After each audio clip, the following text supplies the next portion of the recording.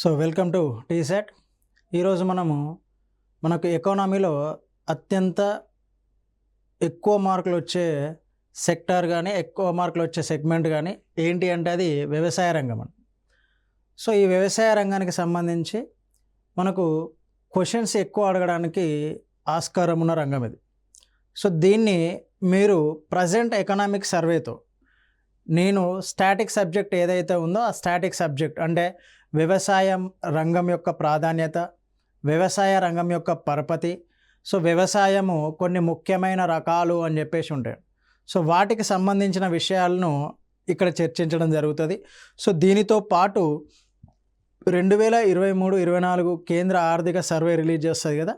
So ఆ ఆర్థిక సర్వేను కూడా మనం దీంట్లో యాడ్ చేసుకొని చదివితే మనకు ఎక్కువ మార్కులు రావడానికి అవకాశం ఉంటుంది. రైట్. సో వ్యవసాయ రంగంలో మనం ఏమేమో చూస్తాము అని చెప్పేసి అంటే, సో మనకు భారతదేశానికి అంటే ఏ దేశానికి సంబంధించి అయినా 3 రంగాలు మనకు కనిపిస్తూ ఉంటాయి. సో ఒకటి వ్యవసాయ రంగము, నెక్స్ట్ పారిశ్రామిక రంగము, సేవా రంగం. ఈ 3 రంగాలు మనకు కనిపిస్తాయి. ఓకే. సో దీంట్లో ప్రతి దాంట్లో ఉపాధి అవకాశాలు కనిపిస్తాయి. సో ఈ ఉపాధి అవకాశాలతో పాటు అది జీడిపికి ఎంతో కొంత మనకు కాంట్రిబ్యూట్ చేస్తూ ఉంటుందండి. సో జీడిపికి ఎంతో కొంత తోడ్పాటును అందిస్తూ ఉంటుంది. సో దీంట్లో నుంచి ఈ క్వశ్చనింగ్ ఏరియా ఇది జీడిపికి ఎంత తోడ్పాటును అందిస్తుంది, సో దానితో పాటు ఎంతమందికి ఉపాధి కల్పిస్తుంది, ఇది క్వశ్చనింగ్ ఏరియా. ఉపాధి కల్పన ఒకటి, జీడిపి కాంట్రిబ్యూషన్ అనేది ఇంపార్టెంట్. సో ఇప్పుడు మనం డిస్కస్ చేయబోయేది ఏంటి అంటే, సో ఈ వ్యవసాయ రంగం గురించి మనం డిస్కస్ చేస్తాము. సో ఈ వ్యవసాయ రంగం మనకు జీడిపిలో దీని యొక్క వాటా ఎంత అంటే 18.2% అండి. అంటే సో జీడిపి 100%కి కనుక మనం క్యాలిక్యులేట్ చేస్తే, సో దాంట్లో నుంచి జీడిపిని 100%కి క్యాలిక్యులేట్ చేసినాము. సో దాంట్లో నుంచి మనకు 18 రూపాయలు, ఇది 100 రూపీస్ అనుకోండి, 100 రూపాయలు అనుకుంటే ఆ 100 రూపాయల్లో నుంచి 18 రూపాయలు, దాదాపుగా 18 రూపాయలు మనకు ఎక్కడి నుంచి రావడానికి అవకాశం ఉంటుంది అంటే, సో ఈ వ్యవసాయ రంగానికి నుంచి రావడానికి అవకాశం ఉంటుంది 18 రూపాయలు. సో మొత్తం జీడిపిలో అది మనకు అందించే వాటా అంటే వ్యవసాయ రంగం ద్వారా వచ్చే ఆదాయము అనుకోండి. సో ఆ వ్యవసాయ రంగం ద్వారా వచ్చే ఆదాయము జీడిపిలో ఎంత శాతము? 18.2%. సో కానీ ఇదేంటి అంటే ఉపాధి కల్పనలో దీని యొక్క వాటా అనేది ఎక్కువగా ఉంటుందండి. సో భారతదేశము ప్రజలు ఎక్కువ మంది దీనిపైన ఆధారపడడానికి ఉంది. సో భారతదేశంలో ఎక్కువగా వ్యవసాయ ఆధారిత ఆర్థిక వ్యవస్థగా పిలిచినప్పటికీ, సో దాని వలన భారతదేశంలోని ఎక్కువ మంది దేని ద్వారా ఉపాధి పొందుతున్నారు అంటే, సో దీనికి గల కారణాలు డిఫరెంట్గా ఉంటాయండి. ఒకటి నిరక్షరాస్యత, జనాభా అధికంగా ఉండటం. సో ఇదంతా కూడా వ్యవసాయ రంగం పైన ప్రజలు ఎక్కువగా ఆధారపడడానికి అవకాశం ఉంటుంది. సో ఇది ఉపాధి కల్పిస్తున్నది. ఎంతమందికి ఉపాధి కల్పిస్తున్నది అంటే, సో దాదాపు 55 to 60%, 55 నుంచి 60% ప్రజలకు, 60% ప్రజలకు ఇది ఉపాధి కల్పిస్తున్నది. సో దీని ద్వారా ఉపాధి పొందేవారు ఎక్కువగా ఉన్నారు. సో దీని జీడిపి వాటా అనేది తక్కువగా ఉంది. సో సేవారంగం యొక్క వాటా అనేది జీడిపిలో ఎక్కువగా ఉంటుంది. సో దాని తర్వాత పారిశ్రామిక రంగం వాటా అధికంగా ఉంటుంది. సో దాని తర్వాత వ్యవసాయ రంగం వాటా అధికంగా ఉంటుంది. సో వీటిని కూడా మనకు బేసిక్ క్వశ్చన్ దీంట్లో నుంచి అడిగినప్పుడు, సో భారతదేశ జీడిపికి వివిధ రంగాల వాటా అని చెప్పేసి అడగడానికి స్కోప్ ఉంటుంది. సో సేవారంగం అధికంగా, తర్వాత పారిశ్రామిక రంగం, దాని తర్వాత వ్యవసాయ రంగం మనకు జీడిపికి కాంట్రిబ్యూట్ చేస్తూ ఉంది. రైట్. సో ఇక్కడ ఇంపార్టెంట్ ఎందుకు అంటే, ఎక్కువ మొత్తంలో జనాభా దేనిపైన ఆధారపడి ఉంటుళ్ళు అంటే వ్యవసాయ రంగం పైన జనాభా, భారతదేశ జనాభా ఎక్కువగా ఆధారపడి ఉంటున్నారు. సో 55 నుంచి 60% జనాభా. ఓకే. సో అందుకే మనకు ఇది ఇంపార్టెంట్ అండి. సో మనకు కనిపించే వ్యవసాయాలు, సో భారతదేశంలో మనకు కనిపించే వ్యవసాయాలు ఏ విధంగా ఉంటాయి అంటే, ఒక్కొక్క రకమైన వ్యవసాయము ఒక్కొక్క ప్రాంతంలో కనిపిస్తుంది. మనకు డైవర్సిఫై కంట్రీ కాబట్టి సో వివిధ రకాల ప్రాంతాల్లో వివిధ రకాల రాష్ట్రాలలో ఒక్కో రకమైన వ్యవసాయం అనేది మనకు కనిపిస్తూ ఉంటుంది. సో ఇక్కడ ఎక్కువగా పోడు వ్యవసాయము. సో పోడు వ్యవసాయము అంటే మనకు దీన్ని ఏమంటారంటే అతి పురాతన వ్యవసాయం అండి ఇది. సో దీన్ని విస్థాపన వ్యవసాయము అని కూడా పిలుస్తారు. పోడు వ్యవసాయాన్ని విస్థాపన వ్యవసాయము అని చెప్పేసి కూడా పిలుస్తారు. ఇంగ్లీష్లో అయితే స్లాష్ అండ్ బర్న్ అని చెప్పేసి కూడా పిలుస్తారండి, విస్థాపన వ్యవసాయం. సో ఎక్కడైతే గిరిజన ప్రాంతాలు లేదంటే అటవీ ప్రాంతాలు అధికంగా ఉన్నాయో ఆ ప్రాంతంలో ఏం చేస్తారు అంటే, సో ఇది గిరిజన ప్రాంతాలు లేదంటే కొండ ప్రాంతాలు అనుకోండి, ఆ ప్రాంతంలో మనకు అడవులను నరికేస్తారండి. సో ఈ ప్రాంతంలో ఉన్న అడవులను నరికేసి అక్కడ వ్యవసాయం చేస్తారండి. అక్కడ సారవంతమైన అంటే సారం కోల్పోగానే, ఆ భూమి సారం కోల్పోగానే ఆ ప్రాంతం నుంచి ఇంకో ప్రాంతానికి వెళ్తారు, మళ్ళీ అక్కడ వ్యవసాయం చేస్తారు. ఇక్కడ నుంచి ఇటు షిఫ్ట్ అవుతారు. దీన్ని ఇంగ్లీష్లో అందుకే షిఫ్టింగ్ కల్టివేషన్ అని కూడా పిలుస్తారు. ఓకే, సో ఇక్కడ నుంచి ఈ ప్రాంతానికి షిఫ్ట్ అవుతారు, మళ్ళీ ఇక్కడ వ్యవసాయం చేస్తారు. ఇక్కడ నుంచి సారవంతమైన భూమి కోల్పోగానే మళ్ళీ ఇంకో ప్రదేశానికి షిఫ్ట్ అవుతూ ఉంటారు. సో ఈ విధంగా ఒక ప్రాంతం నుంచి ఇంకో ప్రాంతానికి వెళ్ళి వ్యవసాయం చేస్తూ ఉంటారు. సో దాన్నే మనం విస్థాపన వ్యవసాయము లేదు అంటే ఈ పోడు వ్యవసాయము అని చెప్పేసి పిలుస్తూ ఉంటాం. సో ఎక్కడ కనిపిస్తుంది అంటే మనకు ఎక్కువగా అంటే సో కొండ ప్రాంతాల్లో మనకు కనిపించే వ్యవసాయం ఏది అంటే పోడు వ్యవసాయం అండి. సో ఈ ప్రాంతాలు ఎక్కడ ఎక్కువగా ఉన్నాయి? ఈశాన్య రాష్ట్రాలు అంటే అస్సాం, మేఘాలయ, రైట్, మిజోరాం, అరుణాచల్ ప్రదేశ్, ఈ రాష్ట్రాల్లో మనకు అక్కడ కనిపించే వ్యవసాయాన్ని ఏమని పిలుస్తాము అంటే జూమింగ్ అని చెప్పేసి పిలుస్తామండి. జూమ్ వ్యవసాయము లేదంటే జూమింగ్ వ్యవసాయము అని చెప్పేసి పిలుస్తూ ఉంటాం. సో మనకు తెలంగాణలో ముఖ్యంగా ఎక్కడ కనిపిస్తుంది అంటే ఆదిలాబాద్, మహబూబ్ నగర్ ప్రాంతాల్లో కనిపిస్తుంది. సో ఎక్కడైతే గోండులు, చెంచులు ఉన్నారో ఆ ప్రాంతాల్లో అంటే అటవీ ప్రాంతం విస్తరించి ఉండి గిరిజన ప్రాంతాలు ఎక్కడైతే ఉన్నాయో ఆ ప్రాంతాల్లో మనకు ఈ రకమైన వ్యవసాయం అనేది కనిపిస్తూ ఉంటుంది.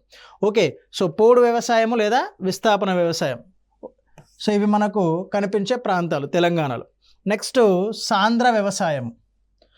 సాంద్ర వ్యవసాయము అంటే మనకు అధిక జనాభా ఏ ప్రాంతాల్లో ఏ దేశాల్లో అయితే కనిపిస్తుందో లేదంటే అధిక జనసాంద్రత ఎక్కడైతే కనిపిస్తుందో ఆ ప్రాంతాల్లో మనకు కనిపించే వ్యవసాయం ఏది అంటే సాంద్ర వ్యవసాయం అండి. ఈ వ్యవసాయం యొక్క ప్రత్యేకత ఏంటి అంటే సాంద్ర వ్యవసాయంలో మనకేంటి అంటే ఈ రసాయన ఎరువులను ఎక్కువగా ఉపయోగించడం జరుగుతుంది. సో రసాయన ఎరువులను ఎక్కువగా ఉపయోగించి ఎందుకు అంటే ఆ ప్రొడక్టివిటీ అనేది ఎక్కువగా ఉండాలి. సో జనాభా ఎక్కువగా ఉంటుంది. సపోజ్ 2011 సెన్సస్ ప్రకారం భారతదేశ జనాభా 121 కోట్లు అనుకోండి. సో ఈ 121 కోట్లకు సరిపోయేంత ప్రొడక్టివిటీ, ఉత్పాదకత అనేది ఆహార ధాన్యాల ఉత్పాదకత కావచ్చు లేదంటే తోట పంటల ఉత్పాదకత కావచ్చు, నూనె గింజల ఉత్పాదకత కావచ్చు. సో ఆ ఉత్పాదకతను సాధించాలి. ప్రొడక్టివిటీ అంటే ఒక హెక్టార్లో మనకు పండించే పంట పెరగాలి, దిగుబడి అనేది పెరగాలి. సో ఆ దిగుబడి పెరగడానికి ఆ ప్రాంతంలో ఆ భూమిలో మనం ఏం చేస్తాము అంటే రసాయన ఎరువులను ఉపయోగిస్తాము. సో అధిక జనసాంద్రత కలిగిన ప్రాంతాల్లో వ్యవసాయం చేయడానికి ఎక్కువగా రసాయన ఎరువులు ఉపయోగించి చేసే వ్యవసాయాన్ని ఏమంటారు అంటే సాంద్ర వ్యవసాయము అని చెప్పేసి అంటారు. సో ఇది ఎక్కడ కనిపిస్తుంది మనకు అంటే ఇండియాలో కనిపిస్తుంది మరియు బంగ్లాదేశ్, ఈ రెండు దేశాల్లో మనకు ఎక్కువగా కనిపించే వ్యవసాయము సాంద్ర వ్యవసాయం. సో దీని తర్వాత మనకు కనిపించే వ్యవసాయాలు సో విస్తృత వ్యవసాయం. సో ఇది మనకు మధ్యధరా ప్రాంతంలో కానీ లేదంటే ఆస్ట్రేలియా ప్రాంతంలో కానీ సో మనకు కనిపించే వ్యవసాయం ఏ రకానికి సంబంధించింది అంటే విస్తృత వ్యవసాయానికి సంబంధించి.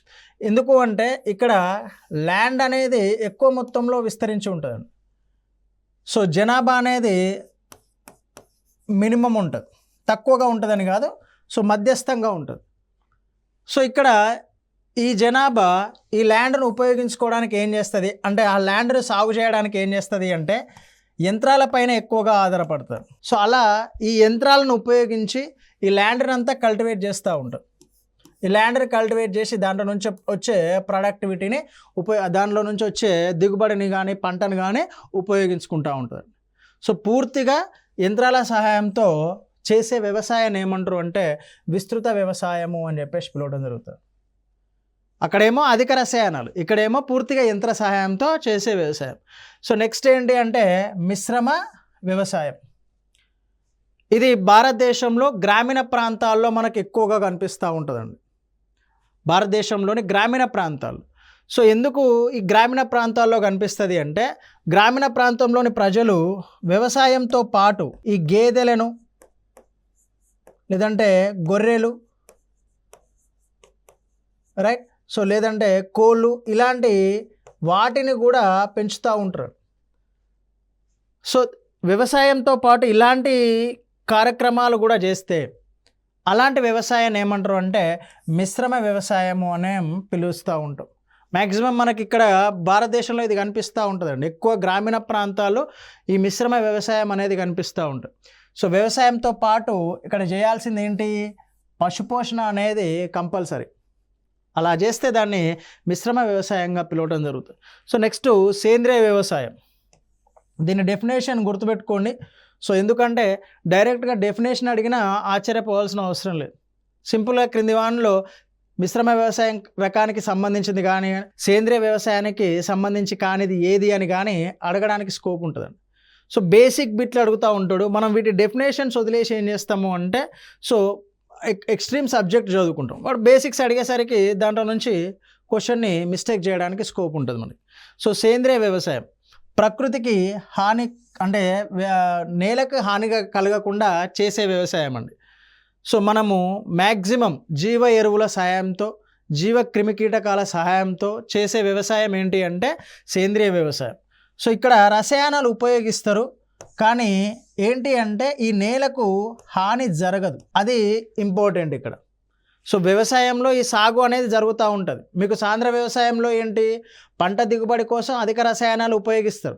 సో దానివలన నీకు నేల కాలుష్యం అనేది జరుగుతూ ఉంటుంది. సో తర్వాత నేల సారంని కోల్పోతుంది. ఈ రెండు జరుగుతూ ఉంటాయి.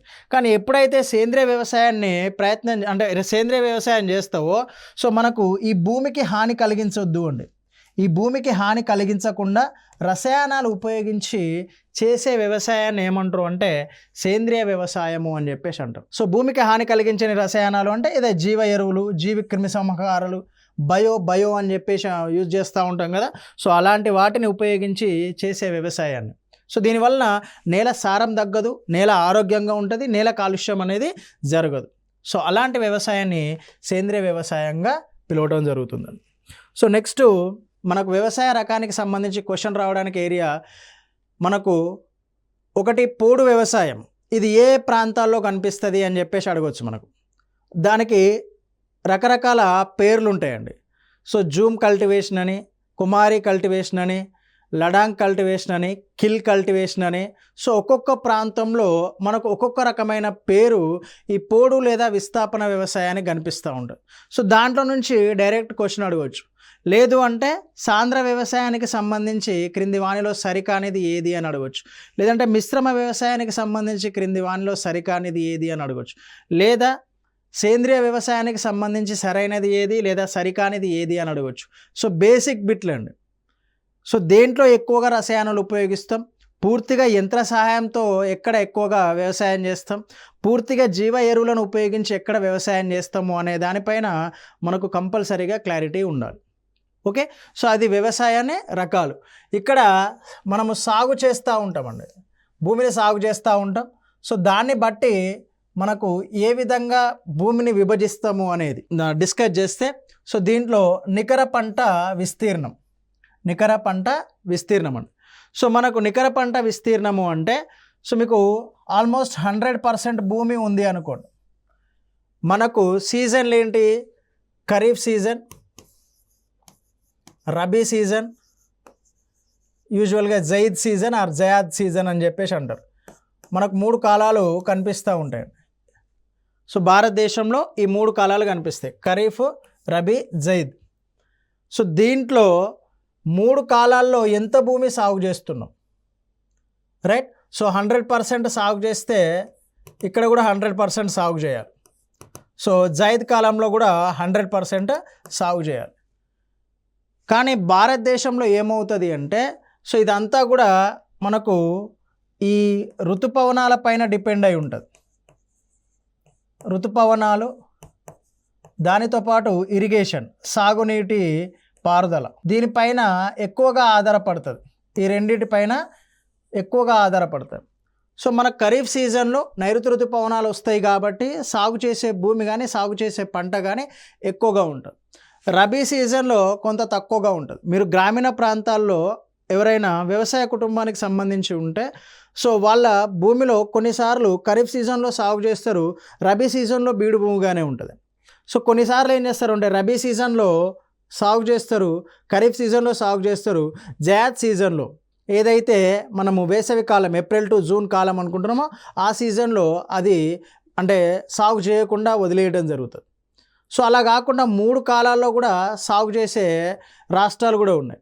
సో ఏప్రిల్ టు జూన్ కాలాన్ని కూడా సాగు చేసే రాష్ట్రాలు కూడా భారతదేశంలో కొన్ని ఉన్నాయండి. సో అలా భారతదేశంలో ఈ 100% భూమి ఏదైతే సాగుకు అనుకూలంగా ఉందో ఆ 100% భూమిలో కుదిరితే 2 కాలాలు లేదంటే 3 పంట కాలాల్లో సాగు చేయు భూమిని 3 పంట కాలాల్లో సాగు చేయు భూమిని ఏమంటారు అంటే నికర పంట విస్తీర్ణము అని చెప్పేసి అంటారు. నికర పంట విస్తీర్ణం ఇది ఇంపార్టెంట్. సో 100% భూమి ఉంది. సో దాంట్లో 2 నుంచి 3 పంట కాలాల్లో ఎంత భూమి సాగు చేస్తాం? ఓకే, 100% భూమిలో ఖరీఫ్ సీజన్లో 50% చేసినాం, రబీ సీజన్లో 50% చేసినాం. సో జైద్ సీజన్లో మనం 40% మాత్రమే చేయగలిగినాం.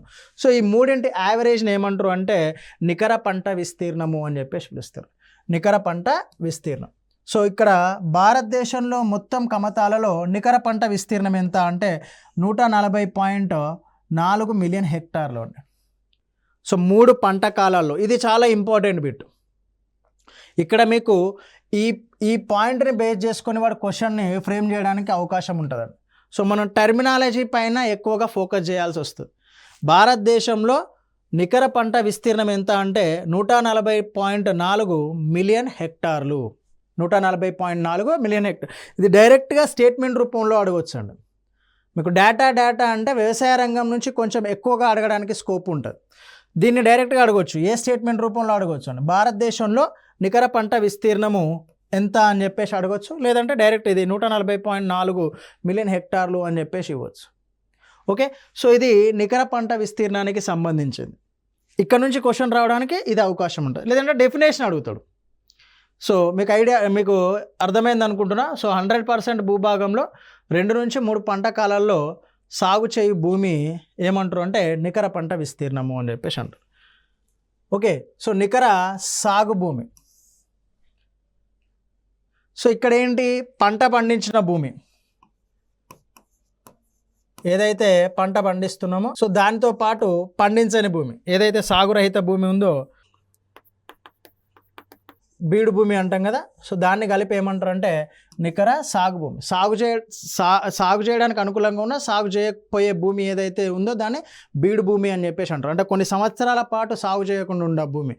సో బీడు భూమిని మనం దాదాపు 4 నుంచి 5 సంవత్సరాల నుంచి సాగు చేయకుండా వదిలేస్తాం.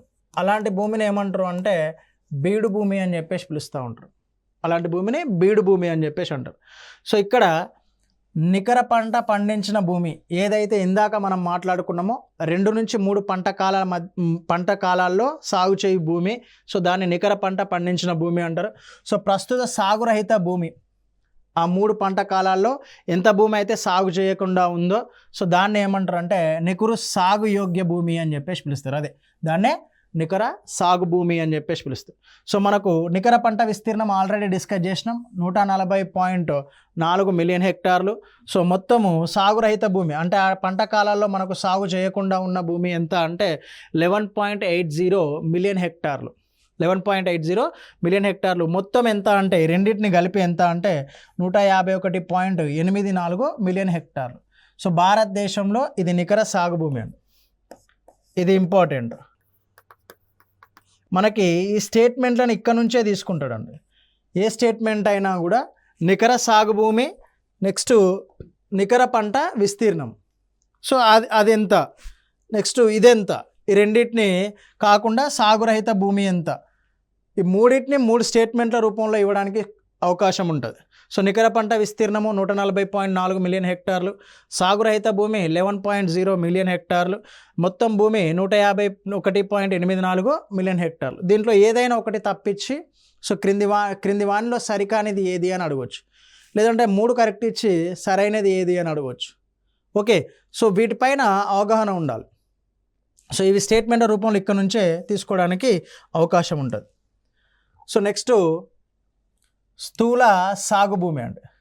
నికర పంట విస్తీర్ణం గురించి డిస్కస్ చేసినాం, నికర సాగు భూమి గురించి డిస్కస్ చేసినాం. నెక్స్ట్ స్థూల సాగు భూమి. ఇది ఎకనామీలో ఈ టర్మినాలజీ అనేది చాలా ఇంపార్టెంట్. ఓకే, సో సంవత్సర కాలంలో అన్ని పంట కాలాల్లో మనకు పంటను ఏదైతే పండిస్తున్న భూమి ఉందో దాన్ని ఏమంటారు అంటే స్థూల సాగు భూమి అంటారు. సో మొత్తము భారతదేశంలో సాగు చేయడానికి అనుకూలంగా ఉన్న భూమి, సాగు చేస్తున్న భూమి, రైట్. సో భారతదేశంలో మొత్తంగా సాగు చేస్తున్న భూమి ఎంత అంటే 191.76 మిలియన్ హెక్టార్లు సాగుకు అనుకూలంగా ఉన్న భూమి అండి. సో అన్ని పంటలు పండించడానికి అనుకూలంగా ఉన్న భూమి ఎంత భారతదేశంలో అంటే 191.76 మిలియన్ హెక్టార్లు. సో ఇది కూడా ఇంపార్టెంట్, మనకు డేటా ప్రకారము ఇది ఇంపార్టెంట్. ఆ 3 ఇంపార్టెంట్ అండి, నికర, స్థూల అండ్ నికర సాగు యోగ్య భూమి. ఈ 3 కూడా మనకు స్టేట్మెంట్ రూపంలో అడగడానికి స్కోప్ ఉంటుంది, రైట్. సో దీన్ని డైరెక్ట్గా అడగడానికి ఉంటుందండి వ్యవసాయ తీవ్రతను. సో దీని ఫార్ములా అడుగుతాడు, గుర్తుపెట్టుకోండి. సో వాడు స్టేట్మెంట్ల రూపంలో అడగవచ్చు, రైట్. సో లేదంటే డైరెక్ట్ పంట తీవ్రతకు సంబంధించి క్రింది వానిలో సరైనది కానిది ఏది, సరైనది ఏది అని చెప్పేసి అడగవచ్చు.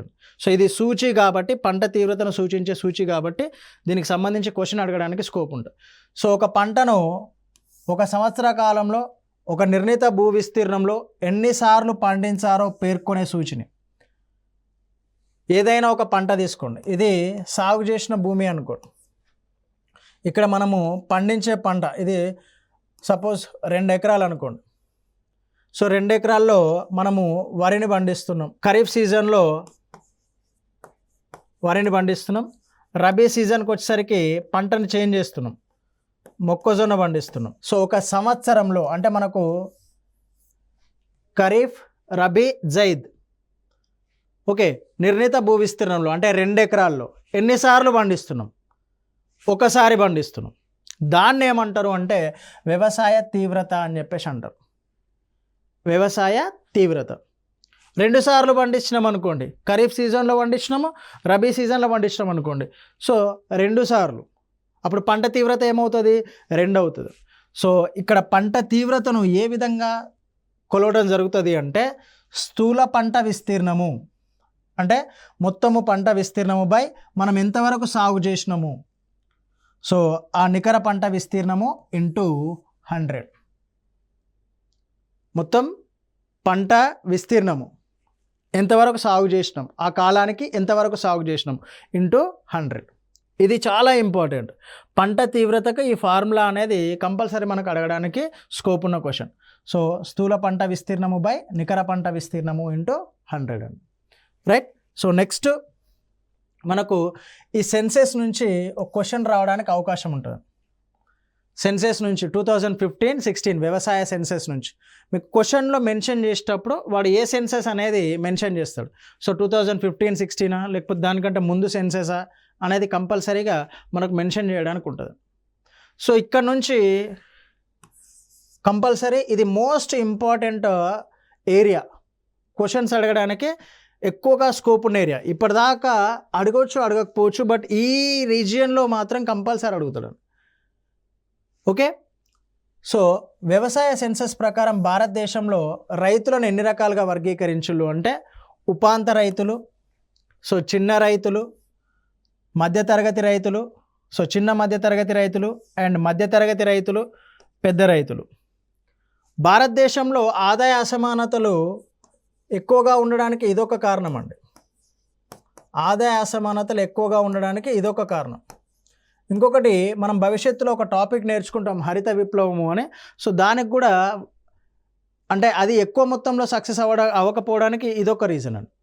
సో దీన్ని బేస్ చేసుకొని మనకు వీటి యొక్క డెఫినేషన్స్ అనేవి క్వశ్చన్ల రూపంలో రావడానికి అవకాశం ఉంటుంది. సో ఉపాంత రైతులు అంటే 1 హెక్టార్ కంటే భూమి ఎవరైతే తక్కువను కలిగి ఉన్నారో సో వాళ్ళని ఏమంటారు అంటే ఉపాంత రైతులు అంటారు. లెస్ దాన్ 1 హెక్టార్, 1 హెక్టార్ కంటే తక్కువ భూమిని. సో దాన్ని మనం ఉపాంత రైతులు అని చెప్పేసి పిలుస్తాం. చిన్న రైతులు అంటే 1 నుంచి 2 హెక్టార్లు ఎవరైతే ఉన్నారో వాళ్ళు 17% ఉన్నారని. సో చిన్న మధ్యతరగతి రైతులు ఎవరు ఉన్నారు అంటే 2 to 4 హెక్టార్స్ వాళ్ళు 9.6 ఉన్నారని. సో మధ్యతరగతి రైతులు 4 నుంచి 10 హెక్టార్లు వాళ్ళు 3.8% ఉన్నారు. పెద్ద రైతులు 10 హెక్టార్ల కంటే ఎక్కువ వాళ్ళు 0.8% ఉన్నారు. ఇక్కడ మనకు డైరెక్ట్గా డెఫినేషన్ అయినా అడగొచ్చు, లేదంటే వీటిని అసెండింగ్ ఆర్డర్ డిసెండింగ్ ఆర్డర్ అయినా అడగొచ్చు. మనం ఏమనుకుంటాం, జనరల్గా క్వశ్చన్ ఇచ్చినప్పుడు ఈ పెద్ద రైతులు ఎక్కువగా ఉన్నారు అని చెప్పేసి అనుకుంటాం. సో భారతదేశంలో మొత్తం పెద్ద రైతుల శాతం ఎంత? 0.8% అండి. 10 హెక్టార్ల కంటే ఎక్కువ భూమిని కలిగి ఉన్నారు 0.8%. కానీ 1 హెక్టార్ కంటే తక్కువ భూమిని కలిగి ఉన్నారు చూడండి ఎంతమంది? 68%.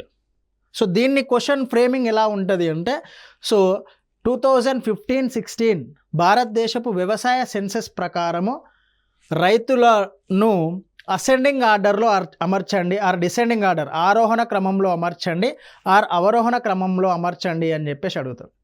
ఓకే, మీకు పర్సంటేజ్ ఇవ్వకపోవచ్చు, ఆర్డర్ మాత్రం కంపల్సరీ అడుగుతారు. సో దాంట్లో ఎక్కువగా ఉన్న రైతులు ఉపాంత రైతులు. సో వాళ్ళ తర్వాత ఎక్కువగా ఉన్న రైతులు ఎవరు అంటే చిన్న రైతులు. ఇది కంపల్సరీ గుర్తుపెట్టుకోండి. ఆర్డర్ నో డౌట్ దీంట్లో నుంచి క్వశ్చన్ రావడానికి స్కోప్ ఉంది, ఆర్డర్ అడుగుతాడు. ఇంకొకటి, ఇవి ఇప్పుడు మిమ్మల్ని ఎక్కడ మిస్టేక్ చేపిస్తాడు వాడు అంటే, ఇక్కడ హెక్టార్ బదులు 1 ఎకరం అని ఇవ్వచ్చు. మనం హెక్టార్ల గురించి చదువుకుంటున్నాం. సో వాడు హెక్టార్ బదులు ఏం చేస్తాడంటే 1 ఎకరం అని ఇస్తాం.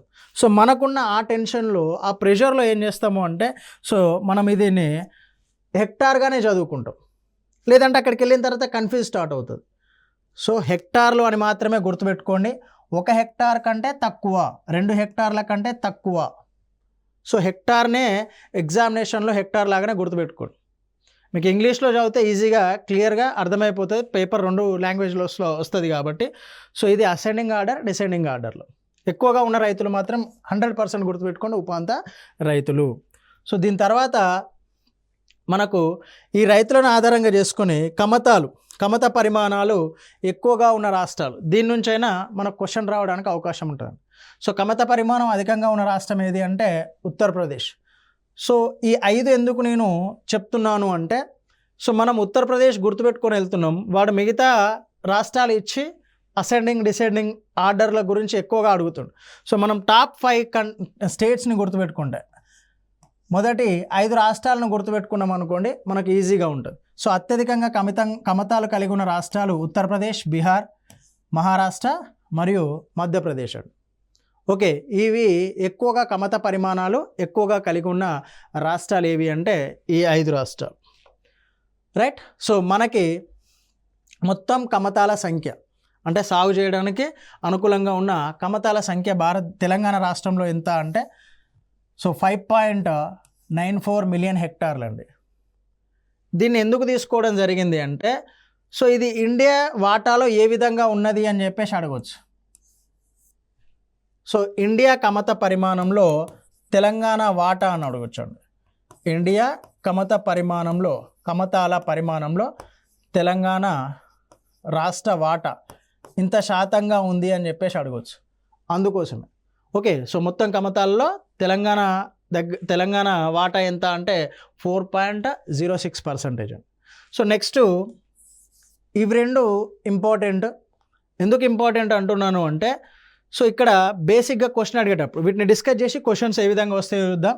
సో దేశ సగటు కమత పరిమాణం ఎంత అంటే 1.08 హెక్టార్స్, నాట్ ఎకరాలు, హెక్టార్స్. దేశ సగటు కమత పరిమాణం 1.08 హెక్టార్లు. సో 2010-11లో కమత పరిమాణం 1.15 హెక్టార్స్. సో ప్రస్తుతం వ్యవసాయ సెన్సస్ ప్రకారం ఎంత అంటే 1.08 హెక్టార్స్. సో దీన్ని స్టేట్మెంట్ రూపంలో అడుగుతాడండి. స్టేట్మెంట్ రూపంలో ఏ విధంగా అడుగుతాడు అంటే, సో భారతదేశంలో గత దశాబ్ద కాలంగా లేదంటే భారతదేశంలో గత 5 సంవత్సరాల నుండి కమత పరిమాణం పెరుగుతుంది అంటాడు, లేదు కమత పరిమాణం తగ్గుతుంది అని చెప్పేసి అంటాడు. భారతదేశ సగటు కమత పరిమాణం, భారతదేశ సగటు కమత పరిమాణము 1.08 ఎకరాలు అని చెప్పేసి ఇస్తాడు. ఓకే, ఈ రెండు స్టేట్మెంట్లు ఇవ్వచ్చు. భారతదేశంలో గత 5 సంవత్సరాల్లో కమత పరిమాణం ఏమైంది చూడండి.